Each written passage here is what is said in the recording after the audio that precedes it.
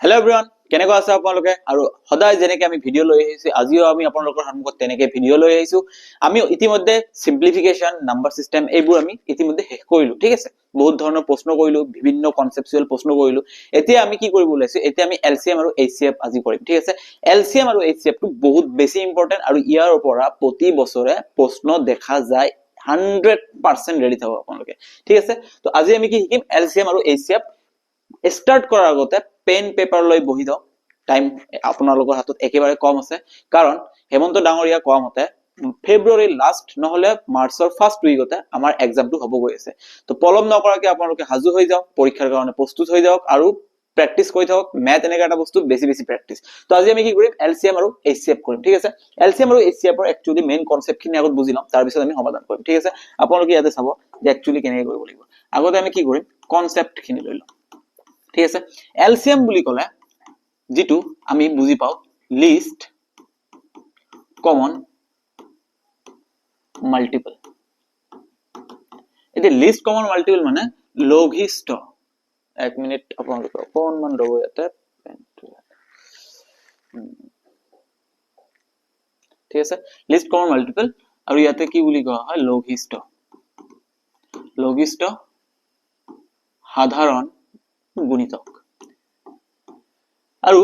HF বুলি কলে কি বুলি কোৱা হয় হাইয়েস্ট কমন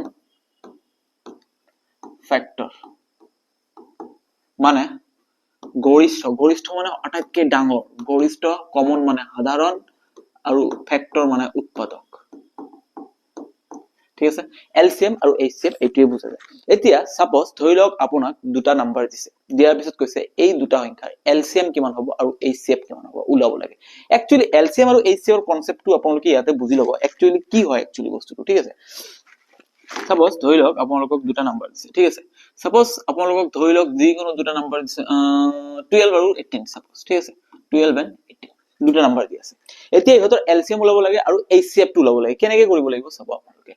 এলসিএম আৰু এইচসিএফ মই যদি 12 ৰ এইচসিএফৰ কথা চিন্তা কৰো এইচসিএফ এফ মানে ফ্যাক্টৰ মানে উৎপাদক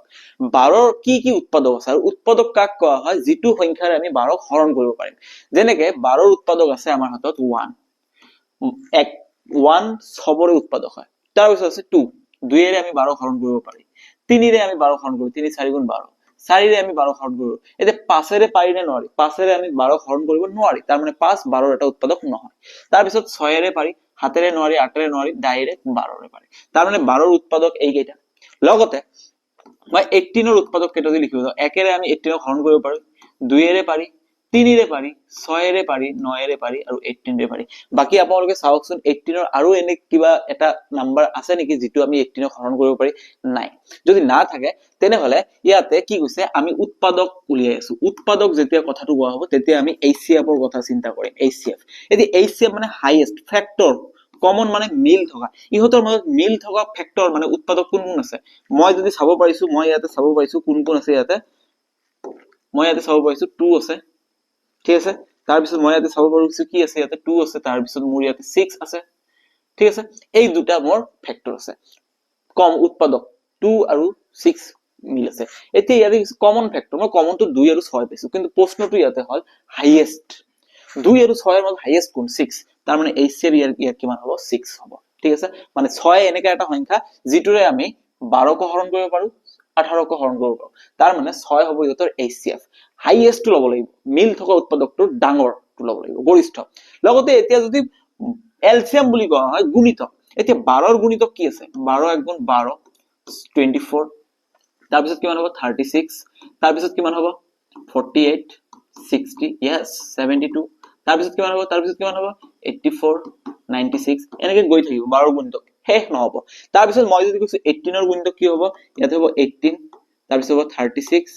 54 তাৰ পিছত হ'ব 72 তাৰ পিছত হ'ব 90 তাৰ পিছত হ'ব 108 এতিয়া কথাটো হল এলসিএম গলে কমন মাল্টিপল মানে কমন গুণিতক কমন কোন আছে ইয়াতে কমন গুণিতক কোন আছে চাবচোন আপোনালোকে কমন গুণিতক কোন আছে ইয়াতে চাও কমন গুণিতক আছে মোৰ ইয়াতে মই চাব পাৰিছো 36 কমন গুণিতক আছে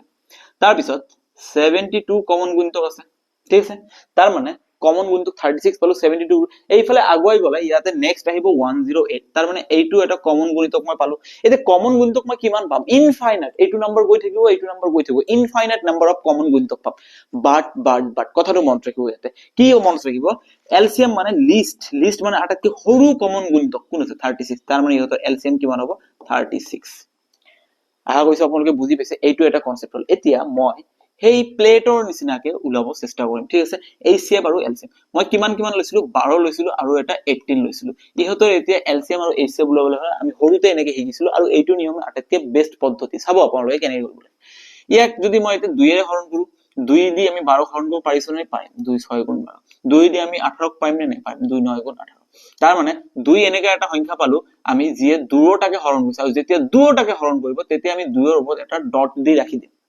যেতিয়া দুটাকে হৰণ কৰিব পাৰিম তেতিয়া আমি এটা ডট দিম আৰু যেতিয়া দুটাকে হৰণ কৰিব নোৱাৰে কেৱল মাত্ৰ এটা হৰণ কৰিছে আনটো হৰণ কৰিব পৰা নাই তেতিয়া আমি ডট নিদিও যেনেকৈ ইয়াতে মই যেতিয়া ইয়াতে লিখিম ইয়াতে যদি 2 দি হৰণ কৰিছো 2 3 গুণ 6 কিন্তু 9 হৰণ কৰিব নোৱাৰি 9 টো শিকি দিব এতিয়া এই 2 টো দুটাকে হৰণ কৰিব পাৰিছে জানো পাৰা নাই যদি পাৰা নাই তেনেহলে 2 ৰ ওপৰত আমি ডট নিদিও এতিয়া ডট কিয় দিছো এইটো কথা মই ক'ব গৈ আছো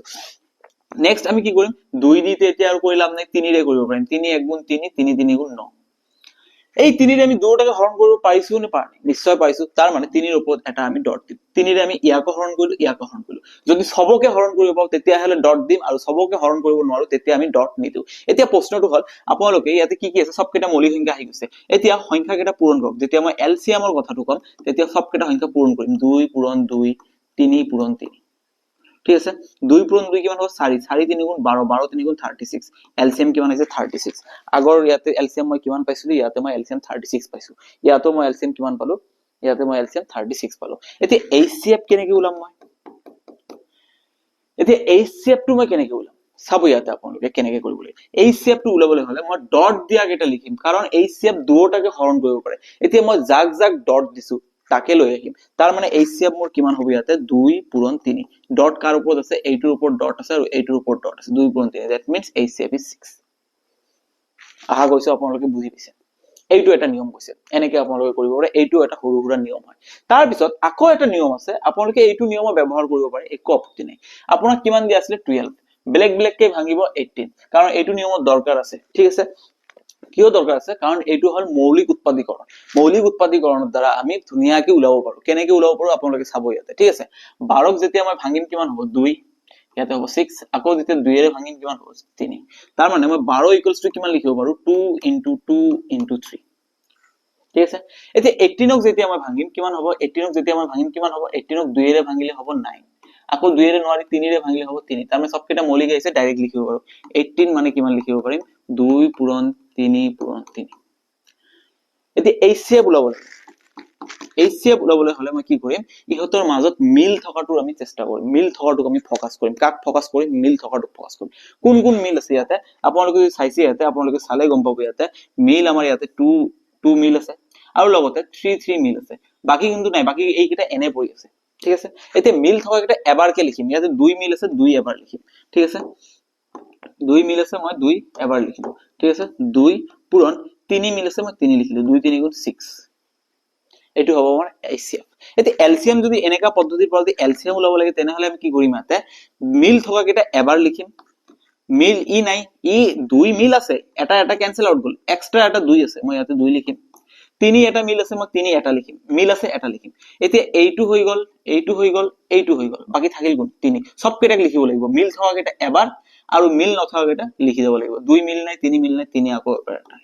এতিয়া 2 2 গুণ 4 4 3 গুণ 12 12 3 গুণ 36 আহা গৈছে আপোনালোকে বুজি পাইছে তিনিটা পদ্ধতি মই একেলগে দেখাই দিছো কিমান ধুনিয়াকে আহিব পাৰে ঠিক আছে তাৰ মাজত প্ৰথম পদ্ধতিটো আপোনালোকে এনেকা নকৰিব যে প্ৰথম পদ্ধতিটো আপোনালোকে গৈছে এই পদ্ধতিটো যাব নালাগে এইটো মই জাস্ট আপোনালোকক বুজাবৰ কাৰণে দিছো যে একচুয়ালি হয় কি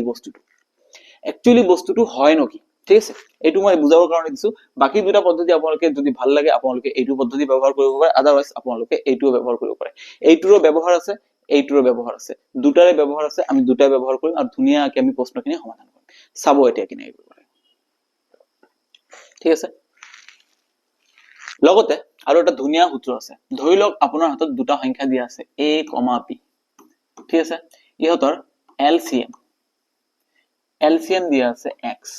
দুটা সংখ্যা আছে a b আৰু ইহঁতৰ HCF দিয়া আছে HCF কিমান দিয়া আছে a b ৰ HCF কিমান দিয়া আছে y এটা ধুনীয়া এটা সূত্ৰ আছে সংখ্যা দুটাৰ পূৰণফল মানে কি হ'ব a into b equals to ইহঁতৰ LCM পূৰণ HCF মানে LCM x HCF y ঠিক আছে আশা কৰিছো আপোনালোকে বুজি পাইছে ঠিক আছে তাৰ পিছত এতিয়া ইয়াতে চাব a into b x into y সংখ্যা দুটাৰ পূৰণফল সংখ্যা দুটাৰ এটো ভালদৰে মনত ৰাখিব বহুত বেছি ইম্পৰ্টেন্ট হয় সংখ্যা দুটাৰ পূৰণফল equals to LCM এই সংখ্যা দুটাৰ LCM পূৰণ এই সংখ্যা দুটাৰ HCF এইটো এটা বহুত বেছি ইম্পৰ্টেন্ট কনসেপ্ট হয় এই কনসেপ্টটো মনত ৰাখিব আপোনালোকে ডাইৰেক্ট সিধা কথা মই ইয়াতে কৈ দিছো সিধা কথা একেবাৰে 100% শিওৰ কথা এইটোৰ পৰা পৰীক্ষাত প্ৰশ্ন এটা 100% শিওৰ থাকক আহিব মানে আহিব যি কি নকৰক কিয় আহিব মানে আহিব আপোনালোকে পৰীক্ষাত গলে ইয়াৰ ওপৰত এটা প্ৰশ্ন 100% শিওৰ আপোনালোকে দেখাব শিওৰ 100% শিওৰ ঠিক আছে এইটো এটা ভালদৰে মনত ৰাখিব এতিয়া আমি চাও আমি যেটো एग्जांपल লৈছে এইটোৰে চাও এতিয়া আমি কইলো 12 এটা সংখ্যা আৰু 18 এটা সংখ্যা ইহঁতৰ HCF আমি পালো কিমান 6 আৰু LCM আমি পালো কিমান 36 ঠিক আছে এতিয়া আমি চাও সংখ্যা দুটাৰ পূৰণফল কিমান হয় একচুয়ালি কৰি চাও 12 পূৰণ 18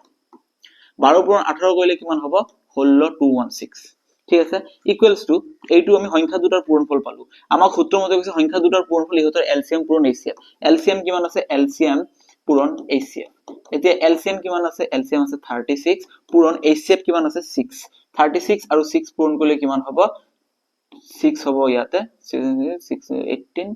3 হয় 21 216 দুটা সেম আছে তাৰ মানে ইয়াৰ পৰা আমি গম পালো যে সংখ্যা দুটাৰ পূৰণফল ইকুৱেলস টু ইহঁতৰ LCM into HCF আশা কৰিছো আপোনালোকে বুজি পাইছে ইমান ধুনীয়া এটা কনসেপ্ট মানে আছিল এইটো এই কনসেপ্টৰ ওপৰত আমি এতিয়া প্ৰশ্ন সমাধান কৰিব লাগিব ঠিক আছে এইটোৰ ওপৰত প্ৰশ্ন আছে বিভিন্ন ধৰণৰ মিক্স প্ৰশ্ন আছে আপোনালোকে চাব কিন্তু এটা কথা মনত ৰাখিব ইয়াতে কিছুমান সৰু সৰু কথা আছে মনত ৰাখিব যদি দুটা মৌলিক সংখ্যা হয় যদি দুটা সংখ্যা মৌলিক হয় তেনেহলে ইহঁতৰ LCM কিমান হ'ব সংখ্যা দুটাৰ পূৰণফল ডাইৰেক্ট কথা যদি দুটা মৌলিক হয় দুটাই মৌলিক আৰু HCF কিমান হ'ব 1 মৌলিক সংখ্যাৰ HCF সদায় 1 যদি দুটা তিনিটা পাঁচটা 10টা যিমানটা মৌলিক সংখ্যা নিদিয়ে কিয় আপোনাক HCF সদায় 1 হ'ব আৰু LCM এই সংখ্যা কেইটাৰ পূৰণফল হ'ব মই ইয়াতে দুটা লৈছো দুটা মৌলিক সংখ্যা থাকিলে LCM কিমান হ'ব সংখ্যা দুটাৰ পূৰণফল HCF কিমান হ'ব 1 সিধা কথা ইমান ইজি কথা ভালদৰে মনত ৰাখিব ঠিক আছে ইয়াতে মই গম পালো বস্তুটো এতিয়া তাৰ পিছত নেক্সট আৰু এটা কথা ক'ব বিচাৰিছো আপোনালোকক ইয়াতে LCM আৰু HCF এনেকা বস্তু হয় LCM একচুয়ালি হয় কি HCF কি হয় দুটা সংখ্যা আছে আপোনাৰ ওপৰত ঠিক আছে A and B সাপোজ ধৰি লৈছো A greater than B A ডাঙৰ B সৰু একেবাৰে বহুত বেছি ইম্পৰ্টেন্ট কথা ক'ব গৈছো ভালদৰে মাইন্ডত ৰাখিব এইটো কিন্তু বহুত বেছি ইম্পৰ্টেন্ট আৰু কোনো এইটা বস্তু ইম্পৰ্টেন্ট বস্তু নকয় চাব ইয়াতে হসাই কৈছো মই মনৰ পৰা কৈছো ইমান বহুত বেছি ইম্পৰ্টেন্ট কি হ'ব ইয়াতে LCM আৰু সৰি দুটা সংখ্যা আছে A আৰু B ঠিক আছে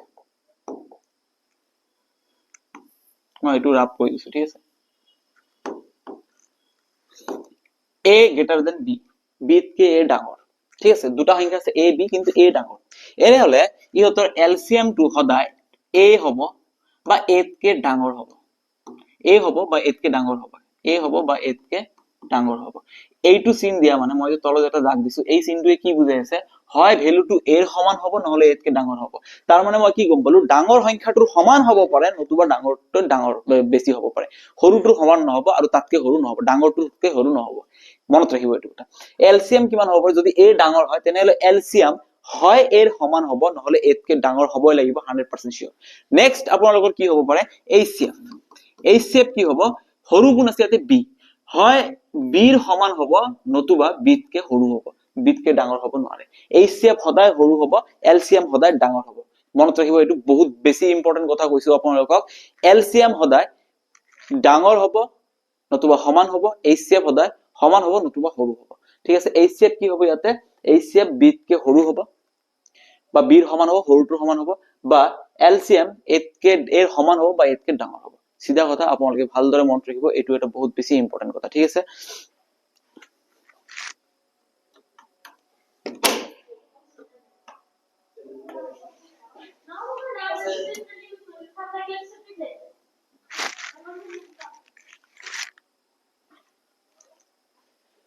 ঠিক আছে, আপোনালোকে ভালদৰে চাব। তাৰপিছত এতিয়া আপোনালোকে ইয়াতে এটা ভালদৰে এটা বস্তু মনত ৰাখিব, ঠিক আছে? কি হৈছে একচুৱেলি, এতিয়া আমি প্ৰশ্নখিনি সমাধান কৰিম। প্ৰশ্নখিনি সমাধান কৰিলে আপোনালোকে এটা ইম্পৰ্টেণ্ট বস্তু গম পাব কেনেকে হয়, ঠিক আছে? আমি এতিয়া আগুৱাই আহিছো, প্ৰশ্নলৈ আমি আগুৱাই আহিছো, আপোনালোকে চাব ভালদৰে। ধুনীয়াকে আমি প্ৰশ্নখিনি সমাধান কৰিম। ধুনীয়াকে ইয়াতে প্ৰশ্ন দিয়া আছে আৰু আপোনালোকে ইয়াতে চাব কেনেদৰে প্ৰশ্নখিনি সমাধান কৰিব লাগে, ঠিক আছে? ঠিক আছে, ইয়াতে যদি দুটা সংখ্যাৰ গুণফল 3360, দুটা সংখ্যাৰ পূৰণফল ডাইৰেক্ট কৈ দিছে দে, আৰু সিহঁতৰ এলচিএম 96, তেনেহলে এইচচিএফ কিমান হ'ব? অকনমান আগতে আমি পালো যে দুটা সংখ্যা যদি a ইনটু b হয়, দুটা সংখ্যা যদি a আৰু b হয়, তেনেহলে ইহঁতৰ পূৰণফল কাৰ সমান হ'ব? ইহঁতৰ এলচিএম আৰু এইচচিএফৰ সমান হ'ব। এলচিএম আৰু এইচচিএফ পূৰণ কৰিলে যিমান হ'ব, সংখ্যা দুটা পূৰণ কৰিলে সিমান হ'ব। এতিয়া কৈছে সংখ্যা দুটা পূৰণ কৰিলে কিমান পোৱা যায়? 3360, আৰু ইহঁতৰ এলচিএম কিমান বুলি কৈছে? এলচিএম 96 বুলি কৈছে। কৈছে এইচচিএফ উলিয়াই দিয়া। এইচচিএফ মই এইচ ৰাখি দিলো, মই নাজানো নহয় এইচচিএফ কিমান। এতিয়া 96 এইফালে পূৰণ হৈ আছে, এইফালে আহিলে কি হ'ব? হৰণ। 3360 divided by 96 equals to H. এতিয়া প্ৰশ্নটো হল মোৰ ইয়াতে, প্ৰশ্নটো হল এইটো আমি হৰণ কৰিম নেকি? হৰণ কৰিবলৈ গলে আমি পগলা হৈ যাম। এতিয়া কথাটো হল পগলা নহও, টাইম লাগিব, ব্ৰেইন ইউজ কৰিব লাগিব। ইয়াৰ লাষ্টত কিমান আছে? 6। 6ৰ লগত কি পূৰণ কৰিলে লাষ্টত 0 আহে? 6ৰ লগত কি পূৰণ কৰিলে লাষ্টত 0 আহে? হয় 6ৰ লগত আমি 5 পূৰণ কৰিলে লাষ্টত 0 আহে, 30 আহে লাষ্টত 0, আৰু নতুবা 6ৰ লগত আমি 10 পূৰণ কৰিলে লাষ্টত 0 আহে। আদাৰৱাইজ বেলেগ কোনো নাম্বাৰৰ লগত হৰণ কৰিলে নাই। তাৰ মানে আমি যেতিয়া 96 দি এইটোক কাটিম, সেই সংখ্যাটো লাষ্টত হয় 0 থাকিব, নহলে 5 থাকিব। এতিয়া অপচনত চেক কৰা, ইয়াৰ লাষ্টত 3 আছে, এইটো নহব। ইয়াৰ লাষ্টত 4 আছে, এইটো নহব। ইয়াৰ লাষ্টত 9 আছে, এইটো নহব। ইয়াৰ লাষ্টত 5 আছে, option number A is the correct answer. সিধা কথা, বহুত বেছি ইম্পৰ্টেন্ট কথা, বহুত বেছি ধুনীয়া কথা। জাস্ট আপোনালোকক মনত ৰাখিব লাগিব যে কেনেকে হয় একচুৱেলি। 96ৰ লগত 35 পূৰণ কৰিলে 3360 হ'ব। কাৰণ আমি গম পাইছো যে লাষ্টত 0 আছে, 6ৰ লগত আমি কি পূৰণ কৰিলে লাষ্টত 0 আহিব? 6ৰ লগত আমি 5 নহলে 0, অপচনতটো এটাও 0 নাই, তাৰ মানে আমি গম পাই গলো 5 এটা পূৰণ কৰিম, লাষ্টত 5 পূৰণ হৈ আছে। আশা কৰিছো আপোনালোকে, মই কিন্তু হৰণ কৰা নাই, ডাইৰেক্ট উত্তৰ উলিয়াইছো।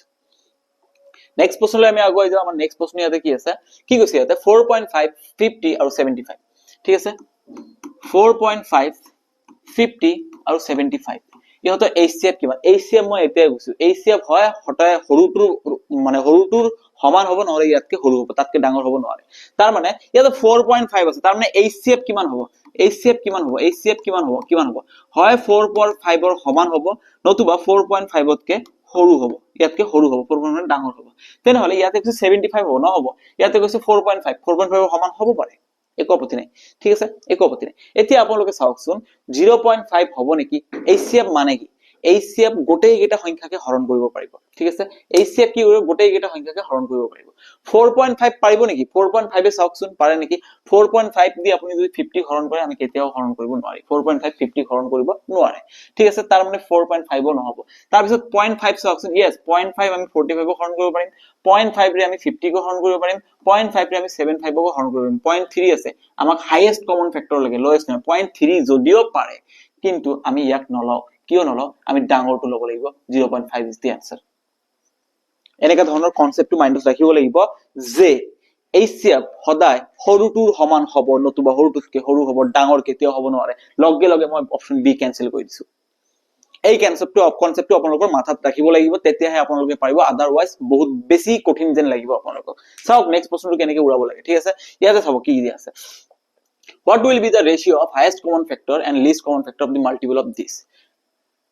Least common multiple up to this number. 14 আৰু 18 দুটা নাম্বাৰ দিয়া আছে, 14 আৰু 18 দুটা নাম্বার দিয়া আছে, ঠিক আছে? এতিয়া কৈছে এই সংখ্যা দুটা কি কয়, দুটা নাম্বার দিয়া আছে, ইহঁতৰ এলসিএম আৰু এইচসিএফ, এলসিএম আৰু এইচসিএফৰ অনুপাত কি হ'ব? অনুপাত কি হ'ব? সিধা কথা চাব ইয়াতে 14 আৰু 18ক মই ভাঙি দিছো, একো নকৰো, মই ভাঙি দিছো, ঠিক আছে? কাৰণ আমি জানো এনেকে পদ্ধতিটো বেস্ট পদ্ধতি, আদাৰ পদ্ধতিবোৰ ইমান এটা ভাল নহয়, ঠিক আছে? এতিয়া ইয়াতে চাব একচুয়ালি কেনেকে কৰিব লাগে। মই 2 এৰে হৰণ কৰিলে ইয়াতে কিমান হ'ব? 7, ইয়াকে 2 হৰণ কৰিলে ইয়াতে কিমান হ'ব? 9। মই দুটাকে হৰণ কৰিছো, ডট এটা দি ৰাখিম, ঠিক আছে? তাৰ পিছত মই আকৌ চাও 7 টো এটা মৌলিক সংখ্যা, ইয়াক এৰি দিয়ক। 9 কিমান হয়? 9 3 ৰে হৰণ কৰিলে 7ক হৰণ কৰিব পাৰিম, বাট 7ক হৰণ কৰিব নোৱাৰিম, বাট 9ক হৰণ কৰিলে 3। 2 মৌলিক, 3 মৌলিক, 7 মৌলিক, 3 মৌলিক, তাৰ মানে আমি সব কেটা পাই গলো। এইচসিএফ আমাৰ কিমান হ'ব? এইচসিএফ আমি কেৱল 2 হয় পাম, আদাৰ্স আমি নাপাও। আৰু এলসিএম আমাৰ কিমান হ'ব? LCM equals to 2 into 3 into 7 into 3 ঠিক আছে এতিয়া HCF 2 2 3 গুণ 6 6 7 গুণ 42 42 into 3 কিমান হৈ যাব 126 ঠিক আছে HCF হ'ব 2 LCM হ'ব 126 তেনে হলে HCF আৰু LCM ৰ অনুপাত কিমান হ'ব 2 এৰে এটো কাটিলে মোৰ কিমান হ'ব 55 60 63 1:63 1:63 2 এৰে 2 কাটিলে 1 2 126 ক কাটিলে 63 তাৰ মানে আমাৰ উত্তৰটো হ'ব 1:63 আহা কৈছো আপোনালোকে বুজি পাইছে নেক্সট প্ৰশ্নলৈ আমি আগুৱাই যাও ইমান এটা কনসেপ্ট দিয়াৰ পিছত এনেকা প্ৰশ্ন বহুত বেছি ইজি লাগিছে মই এটো ফিল কৰিব পাৰিছো মোক নিজকে বেছি মজা লাগি আছে এনেকা প্ৰশ্ন কৰোতে ঠিক আছে কেনেকৈ আমি ধুনিয়াকৈ কৰি দিব পাৰিলো একেবাৰে ইজি হয় জাস্ট আপোনালোকৰ এটাই আপোনালোকৰ পৰা অনুৰোধ আপোনালোকৰ প্ৰেক্টিস বেছি লাগিব আদাৰৱাইজ আপোনালোকে পৰীক্ষাত গলে ইমান ইজিলি নাপায় ঠিক আছে কাৰণ আপোনাৰ নিচিনা বহুতে আছে কি কৰি আছে যাতে ফাইট কৰি আছে কনসেপ্ট লৈ আছে তেনে হলে আপোনাক তাতকে বেছি ফাইট কৰিব লাগিব ঠিক আছে নেক্সট আপোনালোকে চাব ইয়াতে কি আছে ঠিক আছে 4 ঘন্টা ক্ৰমে 16 24 36 আৰু 42 ঠিক আছে 4 ৰেঞ্জ এটো ভুল দিয়া আছে চাইটা 4 বেল আছে স্কুল বেলবোৰ থাকে যে টিং টিং টিং কে বাজি থাকে হেবু বেল ঠিক আছে ইমান মিনিটৰ অন্তৰ বাজে কি আছে মিনিটৰ ইন্টাৰভেলস বাজি থাকে ৰিং কৰি থাকে কিমানৰ মিনিটৰ ইন্টাৰভেল 16 মিনিট 24 36 42 মিনিটৰ ইন্টাৰভেল ঠিক আছে if they ring together 6 am ৰাতিপুৱা 6টাত এই চাৰিওটা ৰিং একেলগে টাইম টাইমকে বাজিছে একেবাৰে কাৰণ এটা আগত বাজিছে এটা পিছত বাজিছে এনেকা এটা টাইম আহিব ন যে চাৰিওটা একেলগে বাজিছে কম বেছি হতে এনেকা টাইমত এটা মিলি যাব যে চাৰিটা একেলগে বাজিছে তেনে হলে কৈছে ৰাতিপুৱা 6টাত ইহতে একেলগে বাজিছে ৰাতিপুৱা 6টাত ইহতে একেলগে বাজিছে তেনে হলে নেক্সট কেইটা বজাত ইহতে একেলগে বা নেক্সট কিমান সময়ৰ পিছত তেন্তে পুনৰ কিমান সময়ৰ পিছত তেনে কিমান সময়ৰ পিছত ইহতে আকৌ একেলগে বাজিব তাৰ মানে কি কৈছে মই এনেকা এটা নাম্বাৰ উলাব লাগিব যেটোক আমি 16 ৰে হৰণ কৰিব পাৰো 24 ৰে পাৰো 36 ৰে পাৰো 42 ৰে পাৰো হয়নে নহয় হয় এনেকা এটা নাম্বাৰ তাৰ মানে কি উলাব লাগিব LCM তেনে হলে 16 24 36 42 ইহতৰ LCM টো উলাব লাগিব LCM উলাবলৈ হলে এটো আটাতকে বেস্ট পদ্ধতি বুলি মই কও 2 এৰে এটো কাটলে কিমান হ'ব 8 এটো কাটলে কিমান হ'ব 12 এটো কাটলে কিমান হ'ব 18 এটো কাটলে কিমান হ'ব 21 মই ইয়াতে ডট দিয়া নাই কাৰণ মোক HCF ৰ লগত একো সম্পৰ্ক ৰাখিব না লাগে মোক জাস্ট LCM টো লাগে ঠিক আছে আকৌ 2 এৰে কাটলে কিমান হ'ব 4 6 9 21 এ থাকিব ঠিক আছে আকৌ 2 এৰে কাটলে কিমান হ'ব 2 2 এৰে 2 ইয়াতে হ'ব 3 ইয়াতে হ'ব 9 ইয়াতে হ'ব 21 আকৌ 2 এৰে আৰু কৰিব নোৱাৰিম তাৰ পিছত 3 ৰে 2 2 এ থাকিব 3 দি 3 ক কইলে 1 3 ৰে 9 ক কইলে 3 3 ৰে 21 ক কইলে 7 তাৰ মানে মই নাম্বাৰ খিনি কিমান পালো 2 into 2 into LCM মই কিমান পাই যাম 2 into 2 into 2 into 3 into 2 into 1 into 3 into 7 ঠিক আছে এতিয়া আপোনালোকে কি আছে 2 2 গুণ 4 4 2 গুণ 8 8 2 গুণ 16 16 আছে 16 ঠিক আছে পূৰণ ইয়াতে 3 3 গুণ 9 9 পূৰণ 7 কিমান হ'ব 63 ঠিক আছে 63 এতিয়া পূৰণ কৰিব লাগিব আপোনালোকক পূৰণ কৰিবলৈ অকনমান অসুবিধাৰ সন্মুখীন হ'ব লাগিব 6 into 3 কিমান হ'ব 18 6 into 3 কিমান হ'ব 18 মই সদায় এনেকা টেকনিক ইউজ কৰো দে আপোনালোকে চাব 6 into 3 কৰিলে কিমান হ'ব মই জানো 6 আৰু 3 পূৰণ কৰিলে মোৰ 18 হয় তাৰ মানে আগফালে কি হওক এককৰ স্থানত মোৰ 8 থাকিব option number D is the correct answer পূরণ করব একো দরকার নেই ঠিক আছে 6 পূরণ 3 কইলে 18 18 শেষত 8 থাকে বাকি আগফালে কি হক মোৰ চাব দৰকাৰ নাই ডাইৰেক্ট অপচন নম্বৰ 1008 সিধা কথা আৰু যদি আপোনালোকে এই পদ্ধতিতে যাব নিবিচাৰে ডাইৰেক্ট অপচনৰ পৰা উত্তৰটো উলাব পাৰিব কেনেকৈ উলাব পাৰিব চাব ঠিক আছে ইয়াতে এনেকা সংখ্যা আছে 24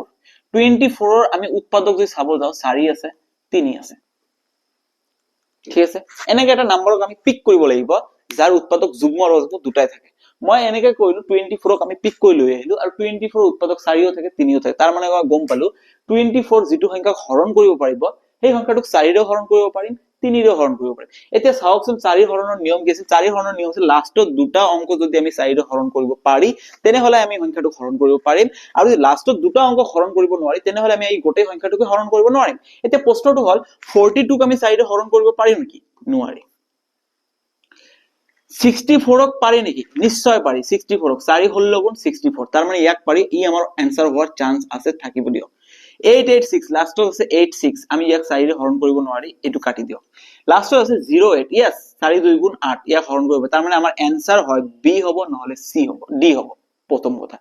দ্বিতীয় কথা, চাৰিৰ যিটো ক্যালকুলেশন সিস্টেম আছিল সেইটোত ই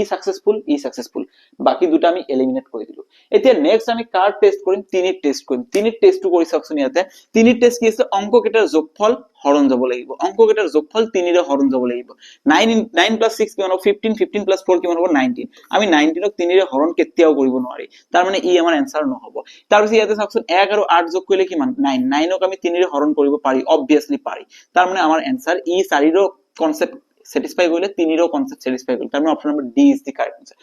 দুটা পদ্ধতি শিকাই দিলো, এটা অপচনৰ পৰা কেনেকৈ আনিব আৰু এটা এই সিস্টেমত কেনেকৈ যাব। বাকি আপোনাক যেটো ভাল লাগে আপোনালোকে হেতু কৰিব পাৰো। ইমান ধুনিয়াকে মই কথাখিনি কৈ আছো, আপোনালোকে বুজাৰ চেষ্টা কৰিব, ঠিক আছে। তাৰপিছত ইয়াতে কি কৈছে, ইয়াতে চাব, ঠিক আছে। The smallest number when is divided by 8, 12 and 7 leaves a remainder 3. এটা smallest number মানে 8, 12 আৰু 7 ৰে এনেকে এটা সংখ্যাক আমি হৰণ কৰিব লাগিব, যাক হৰণ কৰিলে বাকি কিমান থাকে 3, ভাগশেষ কিমান থাকে 3। এতিয়া আমি কি কৰিব লাগিব, 8, 12 আৰু 7 ৰ এলসিএম টো ওলাব লাগিব। আৰু 3 যদি বাকি থাকে, এক্সট্ৰা যদি 3 থাকে, আমি এটা 3 প্লাস কৰি দিম, সিধা কথা এনসাৰ আহি যাব আমাৰ হাতত, এনসারটো আহি যাব। কিন্তু আপোনালোকে যদি চাই এনেকা টেকনিক আপোনালোকে দেখা নাই, মই ডাইৰেক্ট কৈ দিছো।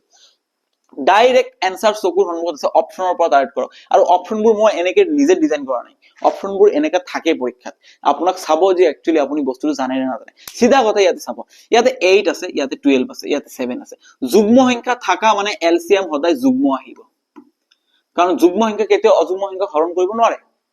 সিধা কথা, কনসেপ্টটো লব দে, ইয়াতে বহুত বেছি ইম্পৰ্টেন্ট এটা কথা কৈ আছো আপোনালোকক, চাব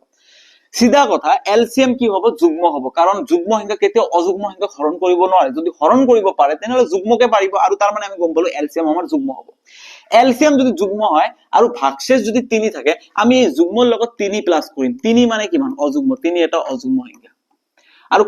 যুগ্ম অযুগ্মৰ কনসেপ্ট আমাক কি কয়, যুগ্ম আৰু অযুগ্ম যোগ কৰিলে সদায় কি পোৱা যায়, যুগ্ম আৰু অযুগ্ম যোগ কৰিলে সদায় অযুগ্ম পোৱা যায়। তাৰ মানে আমাৰ যিটো ৰিজাল্ট হ'ব, সেই ৰিজাল্টটো আমাৰ কি হ'ব লাগিব, অযুগ্ম হ'ব লাগিব। এইটো যুগ্ম আছে, এইটো যুগ্ম আছে, এইটো যুগ্ম আছে, option number D is the correct answer. কেনেকে কৰিলো মই, এইটো একো সলভে কৰা নাই, ডাইৰেক্ট আপোনালোকক কেনেকে মই কৰি দিছো আপোনালোকে নিজে চাইছে, ঠিক আছে। জাস্ট আপোনালোকৰ সন্মুখত এটাই মোৰ দাবী, কনসেপ্ট। যদি আপোনালোকে এনেকে যদি কৰিব পৰা নাই, তেনেহলে আপোনালোকে ডাইৰেক্ট মই যেটো কওঁ বেস্ট পদ্ধতি 8, 12 আৰু 7, ইয়াক যদি মই 2 ৰে হৰণ কৰো, ইয়াতে হ'ব 4, ইয়াতে হ'ব 6, ইয়াতে হ'ব 7। 7 এটা মৌলিক সংখ্যা, ইয়াক হৰণ কৰিব একো দৰকাৰ নাই। আকৌ যেতিয়া মই 2 ৰে কৰিম, ইয়াতে হ'ব 2, ইয়াতে হ'ব 3, ইয়াতে 7। 2 মৌলিক আৰু কৰিব একো দৰকাৰ নাই। 2 পূৰণ 2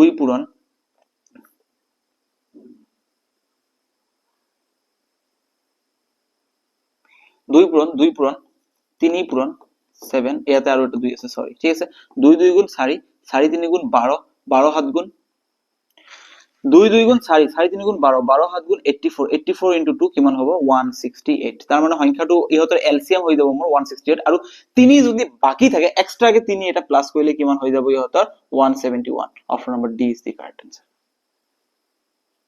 মই দুটা পদ্ধতি আপোনালোকক শিকাই দিছো, কেনেকে কৰিব লাগে আপোনালোকে হেতু চাই গম পাইছে, ঠিক আছে। এতিয়া প্ৰশ্নটো ইয়াতে চাওক, ঠিক আছে। There are 3 bells, ইয়াতে কি আছে, 3টা ঘন্টা আছে, which ring at regular intervals। সকলে কি কৰে, এটা মানে ৰেগুলাৰ ইন্টাৰভেল, এটা নিৰ্দিষ্ট সময়ৰ মূৰে মূৰে টাং টাং টাং কে বাজি থাকে, ঠিক আছে। সৰু প্ৰশ্ন চাব আপোনালোকে, 30, 45 আৰু 60 সেকেন্ডৰ পিছে পিছে বাজি থাকে। এটা 30 সেকেন্ডৰ পিছত টাং মাৰি থাকে, এটা 45 সেকেন্ডৰ পিছত টাং, এটা 60 সেকেন্ডৰ পিছত টাং কৰি থাকে। এতিয়া কথাটো হল যে এই তিনিটা বেল যদি এটা বজাত একেলগে টাং কৰি উঠিলে, তেনেহলে নেক্সট কিমানটা বজাত ইহতে আকৌ একেলগে বাজিব। কম বেছি তো বাজি আছে, কিন্তু এনেকা এটা টাইম ইন্টারভেল আহিব যে তিনিটা একেলগে বাজি গৈছে, সেই টাইমটো কিমান লাগে। যদি এটা বজাত তিনিটা একেলগে বাজিছে, তেনেহলে নেক্সট কেইটা বজাত বাজিব। এতিয়া মোক কি কৰিব লাগিব, 30, 45 আৰু 60, এই তিনিটাৰ মোৰ কি ওলাব লাগিব, এলসিএম ওলাব লাগিব। এলসিএম ওলাবলৈ হলে মই কেনেকে কৰিম, অবভিয়াসলি মোৰ এইটো পদ্ধতি আছে, 2 ৰে কৰিলে এইটো মোৰ 15, ইয়াতে 45 থাকিব, ইয়াতে 30 থাকিব, ঠিক আছে। তাৰ পিছত আকৌ নেক্সট মই যদি 3 ৰে কৰি দিও, ইয়াতে কিমান আহিব 5, ইয়াতে আহিব 15, ইয়াতে আহিব 10। আকৌ যদি মই কৰি দিও 3 ৰে কৰিলে কিমান হ'ব, 3 ৰে নালাগে 5 ৰে কৰি দিও, ইয়াতে 1, ইয়াতে 3, ইয়াতে 2। এইটো এটা মৌলিক,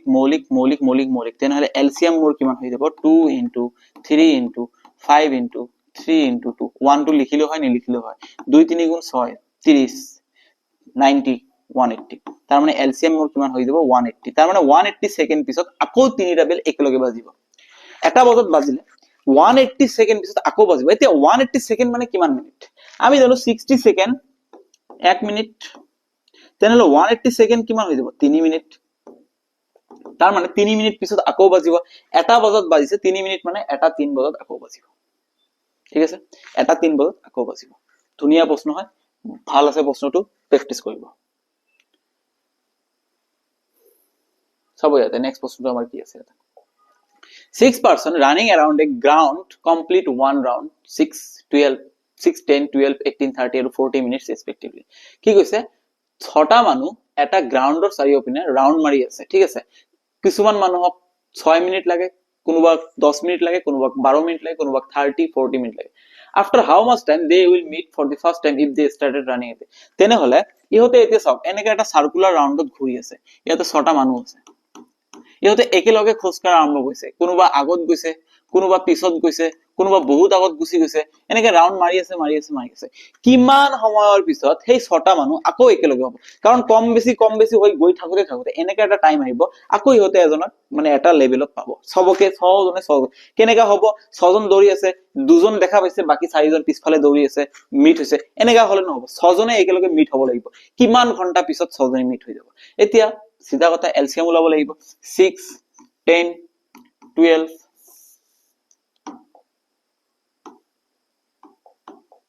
ঠিক আছে কিমান আছে 6 10 12 18 30 40 ইয়াক দুইৰে গইলে কিমান হ'ব 3 5 6 9 15 20 আকৌ এতে 3 ৰে গইলে ইয়াতে 1 ইয়াতে 5 ইয়াতে 2 ইয়াতে 3 ইয়াতে 5 ইয়াতে 20 আকৌ যেতিয়া মই কি হেৰে কৰিব পাৰিম 2 ৰে কৰিব পাৰিম যেতিয়া মই 2 ৰে কৰিম তেতিয়া 1 5 1 2 গুণ 1 এই 2 কইলে 1 আহিব ইয়াতে 3 3 থাকিব 5 5 থাকিব ইয়াত 10 আহিব ঠিক আছে আকৌ প্ৰশ্নটো হল ইয়াতে যদি মই 5 দি গৈ দিও তেনে 1 ইয়াতে 1 ইয়াতে 1 ইয়াতে 3 ইয়াতে 1 5 দি 10 কইলে 2 সব কেটা মৌলিক আহিছে পূৰণ কৰি দিও 2 পূৰণ 3 পূৰণ 2 পূৰণ 5 পূৰণ 3 পূৰণ 2 এক বোৰ নিলিখিলেও হয় কাটি দিব পাৰে ঠিক আছে এতিয়া এইকেটা পূৰণ কৰিলে কি হ'ব 2 3 গুণ 6 6 2 কিমান হ'ব 6 12 12 5 60 60 3 কিমান হৈ যাব 180 180 2 কিমান হৈ যাব 180 2 360 ঠিক আছে 182 360 তাৰ মানে 360 মিনিট পিছত এজনে আনজনক লগ পাব 360 মিনিট বুলি কৈছে ইয়াতে 360 মিনিট ঠিক আছে অপচন কেটা ঘন্টাত দিয়া আছে এতিয়া আমি জানো 60 মিনিটত 1 ঘন্টা 60 মিনিটত যদি 1 ঘন্টা হয় তেনে হলে 360 মিনিটত কিমান হৈ যাব 1/60 * 360 শূন্য শূন্য ক্যান্সেল 6 তাৰ মানে 6 ঘন্টা পিছত ইহতে একজনক আৰু এজনে ছজনক লগ পাব 6 আৱাৰ পিছত ছজনে এজনক লগ পাব ঠিক আছে তাৰ মানে কিমান সময় পিছত 6 ঘন্টা পিছত ধুনীয়া প্ৰশ্ন আছিল চাব এটো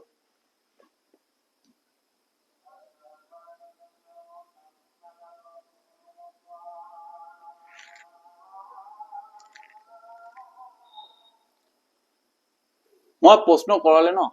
সলিউশন খুব কমে কৰো অকল অপশনৰ পৰা কেনেকৈ উত্তৰটো ওলাব এনেকা টেকনিকো ব্যৱহাৰ কৰিব লাগে চাব এটো কেনেকৈ কৰিব লাগে ঠিক আছে ইয়াতে মোক কিমান দিছে 21x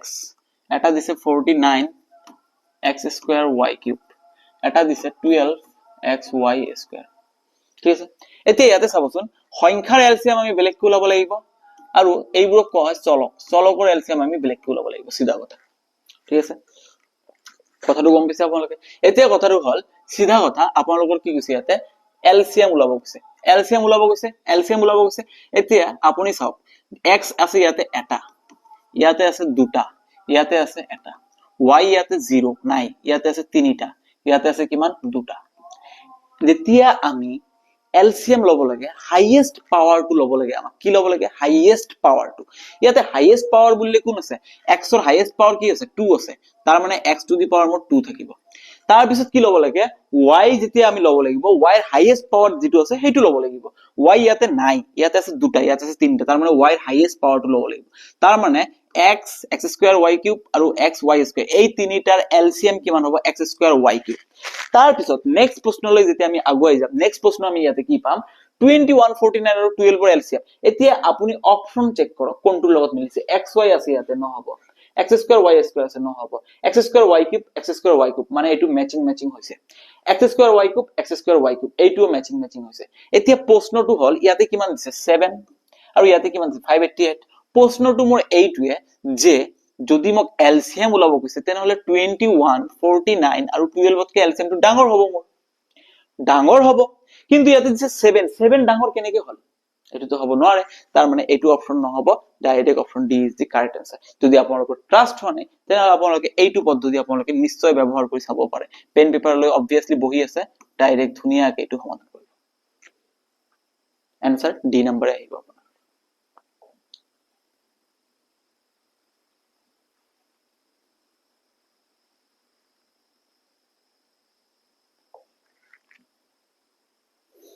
ঠিক আছে ইয়াতে চাব ভালদৰে কেনেকৈ কৰিব লাগিব দুটা সংখ্যাৰ মহত্ব সাধাৰণ ঠিক আছে the HCF and LCM of two numbers are 13 and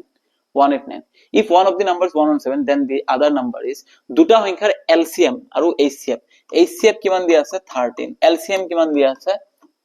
1989 ঠিক আছে যদি এটা সংখ্যা কিমান হয় 117 হয় তেনেহলে আনটো সংখ্যা কিমান আমি জানো সংখ্যা দুটাৰ পূৰণফল সমান HCF * LCM সংখ্যা দুটাৰ এটা আছে 117 পূৰণ এটা সংখ্যা নাই HCF কিমান দিয়া আছে 13 * LCM দিয়া আছে 1989 117 এইফালে পূৰণ হৈ আছে এইফালে গলে কি হ'ব হৰণ হলে কিমান হ'ব 1989 ডিভাইডেড বাই 117 13 ৰে ইয়াক কাটলে হ'ব 9 9 ৰে ইয়াক কাটলে হ'ব 221 তার মানে option number B is the correct answer আনটো সংখ্যা বি এর ভ্যালু কিমান পালো আমি 221 কাটাকাটি কৰি চাব 221 আহিব সিধা কথা 13 9 গুণ 117 এই কারণে কৈছো পূৰণৰ নেওতা মুখস্থ ৰাখিব পূৰণৰ নেওতা মুখস্থ ৰখাটো বহুত বেছি ইম্পৰ্টেন্ট আপ টু 20 লৈকে মিনিমাম আপ টু 20 লৈকে পূৰণৰ নেওতাটো আপোনালোকক মুখস্থ ৰাখিব লাগিব নেক্সট আমি প্ৰশ্ন চাও আমাৰ ইয়াতে কি আছে ধুনিয়া প্ৰশ্ন এইটো এনেকা ফৰ্মুলাৰ ওপৰত প্ৰশ্ন থাকে প্ৰতিবাৰে সেই কাৰণে মই বহুত কিটা প্ৰশ্ন লৈ আহিছো ঠিক আছে ইয়াতে হৈছে HCF AB 5 আৰু LCM 5 তেন্তে A আৰু B ৰ গুণফল কিমান হ'ব আমি জানো A আৰু B এটো সংখ্যা দুটাৰ গুণফল সমান HCF পূৰণ LCM HCF কিমান বুলি কৈছে HCF মোক 5 বুলি কৈছে LCM মোক 75 বুলি কৈছে 75 আৰু 5 পূৰণ কৰিলে কিমান হ'ব 225 তাৰ মানে A সংখ্যা দুটাৰ পূৰণফলে মই পালো 225 ৰ সমান ধুনিয়াকৈ আমি সমাধান কৰি দিছো ঠিক আছে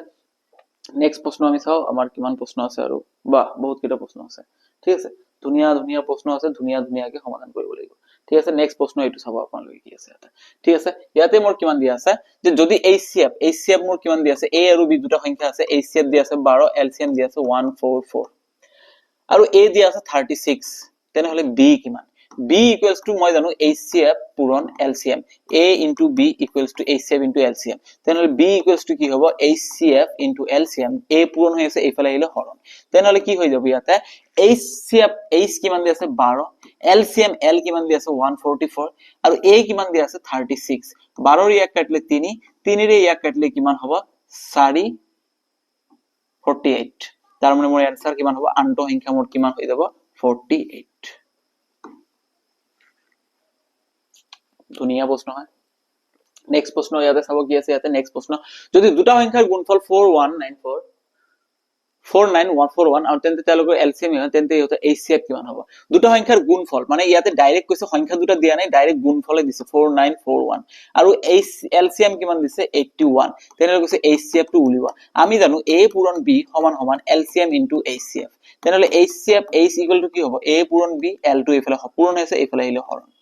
A into B ৰ ভ্যালু অলৰেডি মোক দিয়া আছে 4941 আৰু ইয়াতে মোক কিমান দিয়া আছে L ৰ ভ্যালু দিয়া আছে 81 9 ৰে কাটলে কিমান হ'ব 9 5 গুণ 45 44 9 4 গুণ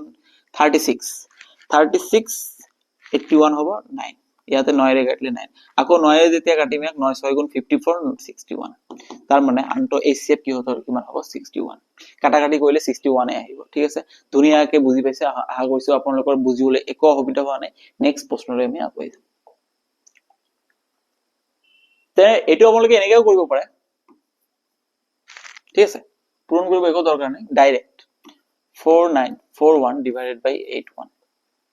ঠিক আছে 4941 ডিভাইডেড বাই 81 দি যেতিয়া মই পূৰণ কৰিম মানে কি কয় এটো হৰণ কৰিম মই চাব লাগিব 1 ৰ লগত কি পূৰণ কৰিলে 1 আহে 1 ৰ লগত এনেকা কি পূৰণ কৰিলে 1 আহে 1ৰ লগত 1 পূৰণ কৰিলে 1 আহে, আদাৰৱাইজ কেতিয়াও 1 নাহে। তাৰ মানে ইয়াতে লাষ্টত 0 আছে নহব, ইয়াতে 9 আছে নহব, ইয়াতে 5 আছে নহব। শেষ। কিমান ইজি বস্তু হয় আপোনালোকে নিজে চাইছে, কিমান সময় লাগে। তো আজিৰ কাৰণে এইখিনিয়ে আছিল। আশা কৰিছো আপোনালোকে প্ৰশ্নখিনি ভালদৰে কৰিব পাৰিছে, ঠিক আছে। তো এনেকা ধৰণৰ প্ৰশ্ন আপোনালোকে পৰীক্ষাৰ কাৰণে সাজু হৈ থাকক, এনেকা ধৰণৰ প্ৰশ্ন আহিব পৰীক্ষাত। লগতে যদি ভিডিঅ'বোৰ আপোনালোকক কনসেপচুৱেল আৰু ইম্পৰ্টেন্ট যেন ফিল হৈছে, তেনেহলে প্লিজ চেনেলটো সাবস্ক্ৰাইব কৰি দিব, নিজৰ ফ্ৰেণ্ডছৰ লগত শ্বেয়াৰ কৰিবলৈ নেপাহৰিব, লগতে ভিডিঅ'টো লাইক কৰিবলৈ নেপাহৰিব, আৰু কমেন্ট সেকশনত কৈ দিব যে আপোনালোকক কেনেকা ধৰণৰ কি টপিকৰ ওপৰত প্ৰশ্ন লাগে। আশা কৰিছো আপোনালোকে বুজি পাইছে। আজিৰ কাৰণে এইখিনিয়ে আছিল। লগতে এটা কথা ক'ব বিচাৰিছো, মোৰ সাবস্ক্ৰাইবাৰটো সঁচাকৈ ইমান মানে ফাষ্ট ইনক্ৰিজ হোৱা নাই। মই কি ফিল কৰিছো কিয় হোৱা নাই, কাৰণ ইমান ধুনীয়া কন্টেন্ট দিয়াৰ পিছতো, ইমান ধুনীয়া কোৱালিটি প্ৰশ্ন দিয়াৰ পিছতো তথাপিও মানে বহুতে মানে অকমান ইগনোৰ টাইপৰ যেন লাগিছে। মানে প্ৰায় অলৰেডি 3 মাহ মান হৈ গৈছে, আমাৰ 3 মাহ 4 মাহ মান হৈ গ'ল। 3 মাহ 4 মাহ হৈ যোৱাৰ পিছতো মানে সাবস্ক্ৰাইবাৰ যিটো লেভেলত ইনক্ৰিজ হ'ব লাগিছিল সেইটো ইনক্ৰিজ হোৱা নাই। তো আপোনালোকে সদায় এটা ৰিকুৱেষ্ট কৰিছো, যদি আপোনালোকৰ কন্টেন্টবোৰ ভালে লাগিছে, চেনেলটো মানে সাবস্ক্ৰাইব কৰিব, লগতে শ্বেয়াৰ এটা কৰি দিব, যাতে মোৰো অকনমান ভাল লাগে। কাৰণ কেতিয়া ভাল লাগে, যেতিয়া সাবস্ক্ৰাইবাৰ বহুত সোনকালে ইনক্ৰিজ হৈ থাকে, মোৰ জোছটো আৰু বেছি আহি যায়। আপোনালোকৰ কাৰণে জোছ যিমান বেছি আহিব, সিমান আপোনালোকৰ কাৰণে ধুনীয়া ধুনীয়া কনসেপ্ট লৈ আহিব। আজিৰ কাৰণে এইখিনিয়ে, ধন্যবাদ।